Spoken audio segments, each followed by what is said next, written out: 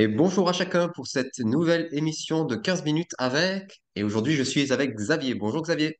Bonjour. Bon Xavier, c'est pas la première fois que tu viens, donc on va aller directement au but.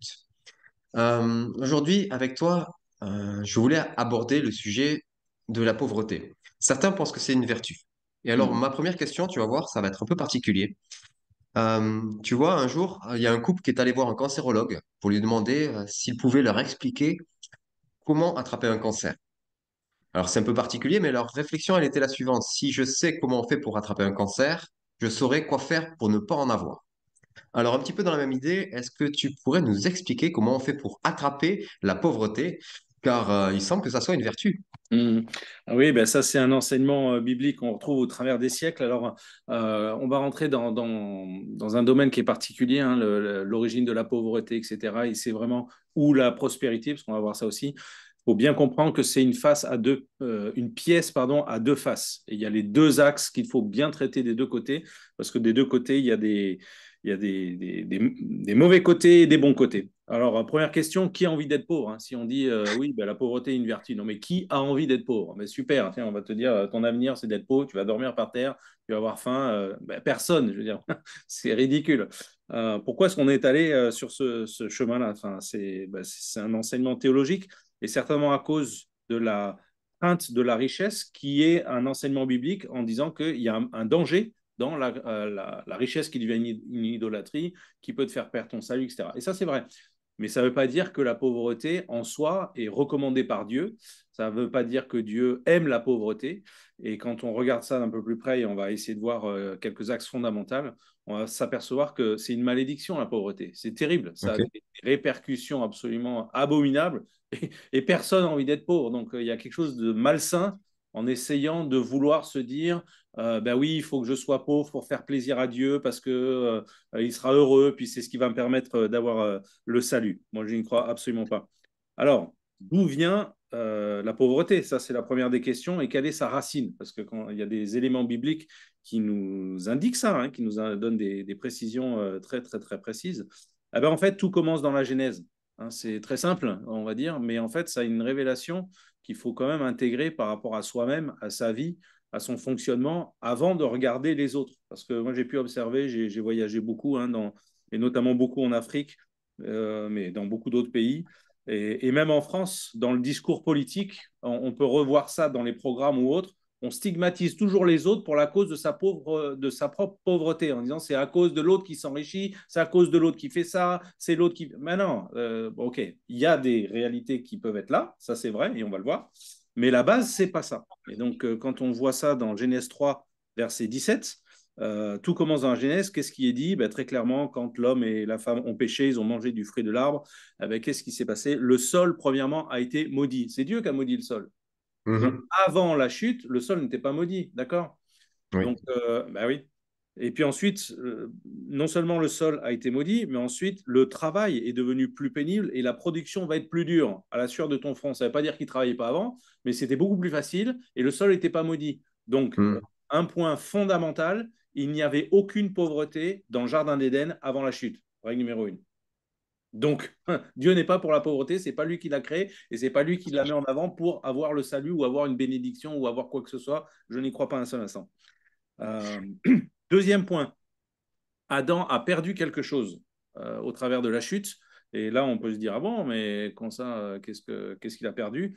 Ben, il y a un verset qui est absolument incroyable, qu'on cite tout le temps pour l'évangélisation. Et si on regarde d'un peu plus près, ben, ça ne parle pas vraiment d'évangélisation. Enfin, c'est un verset qu'on utilise pour l'évangélisation. C'est dans Romains 3, 23 qui dit, car tous ont péché et sont privés de la gloire de Dieu. Donc c'est un Mhm. constat. Tous ont péché, puisqu'on est tous héritiers d'Adam. Le péché a été transmis dans l'ADN, dans l'humanité, très bien. Et le constat, c'est que tous ont péché, qu'on le sache ou pas, qu'on le veuille ou qu'on ne le veuille pas. Et donc, la conséquence du péché, c'est d'être privé de la gloire. Et la gloire, c'est quoi? Eh bien, en grec, c'est doxa, qui veut dire l'état le plus élevé. Et en hébreu, c'est kabod, un des mots très utilisés, il y en a plusieurs, mais c'est la gloire, la richesse. Mhm. Donc, et puis, au passage, pour faire un petit trait d'humour, pourquoi est-ce que Adam et Ève ont découvert leur nudité? Parce qu'ils étaient recouverts. Par quoi? Hmm. Par la gloire. Donc, quand la Ok. gloire a disparu, ils se sont retrouvés tout nus et ils ont réalisé et ils ont vu une nudité qu'ils ne voyaient pas avant parce qu'ils étaient recouverts par quelque chose. Donc, ils Mhm. ont vu quelque chose. Et ça, c'est la base de la pauvreté. Avant d'aller chercher les poux dans la tête des autres et de leur dire c'est à cause de toi, c'est parce que tu fais ci, c'est parce que tu fais ça sur moi. Non, non, non. C'est la première vérité fondamentale. Mon propre péché à l'intérieur de ma vie est la cause première de la pauvreté que Dieu ne veut pas, puisque la Ouais. pauvreté est une conséquence du péché, et comme la mort est la conséquence du péché. Est-ce que Dieu voulait la mort? Non. Adam et Ève ont été créés éternels avant le péché. Ben, malheureusement, tout ce qui est arrivé derrière, bon, on connaît l'histoire. Euh, Troisième pensée capitale, tout ça c'est un résumé d'un enseignement beaucoup plus long, hein. Vous avez compris qu'on donne des pistes, hein. Voilà. Mais troisième étape que j'ai pu identifier dans la production de la pauvreté, c'est la paresse. Et là, quand on regarde, donc encore une fois, c'est soi-même, c'est Hmm. pas les autres, hein. Il y a des proverbes énormes qui donnent des choses terribles, comme par exemple le proverbe 24, verset 30, qui nous dit j'ai passé près d'un champ d'un paresseux et le long d'un vignoble d'un homme sans courage. Et voici que les orties avaient tout envahi, les ronces recouvraient le sol et le muret de pierre était en ruine.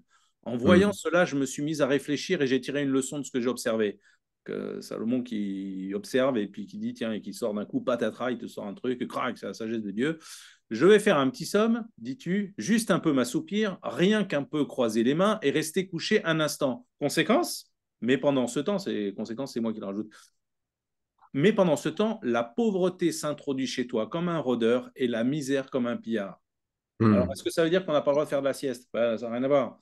Mais La Fontaine a très bien dit, la cigale et la fourmi, hein. Il y a ceux qui savent anticiper, il y a ceux qui font rien, il y a ceux qui attendent. Quand c'est le temps de semer, par le temps qui court au printemps ou autre, enfin pour les agriculteurs, quand c'est le temps de semer et qu'on ne sème pas, ben 6 mois plus tard, il n'y aura pas de récolte. S'il n'y a pas de récolte, pauvreté. C'est une base toute simple.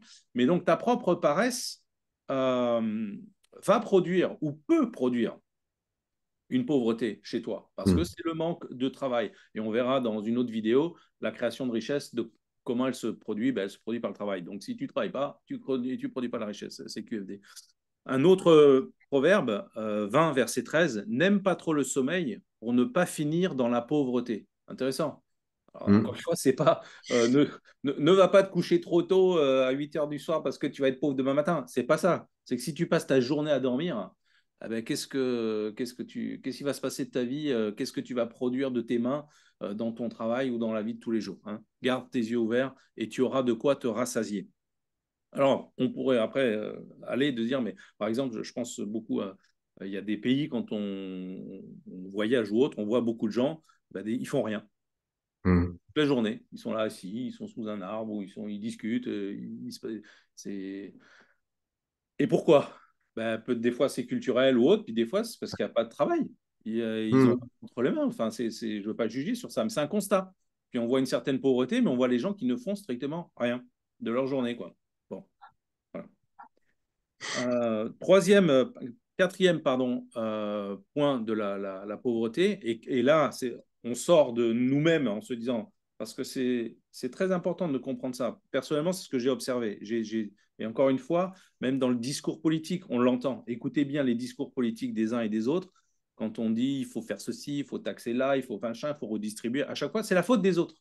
Alors, il y a certainement des équilibres à trouver, mais c'est peut-être pas la première des racines. Donc, première des racines, c'est ma propre vie, c'est ce qui se produit en moi, c'est la façon dont j'agis, c'est la façon dont je vais travailler ou créer de la richesse, etc., avant d'accuser les autres. Mais après, ça, c'est une première étape, mais ça ne suffit pas. Par exemple, on peut voir que effectivement, il y a le péché d'une personne envers une autre, qui peut amener de la pauvreté. Bien sûr, et on le voit dans l'histoire des nations, hein. Oui. Par exemple, le vol. Soit tu fais quelque chose où ben, on te vole ton bien, puis d'un coup tu te retrouves plus rien et t'es pauvre, ou on te vole ton outil de travail.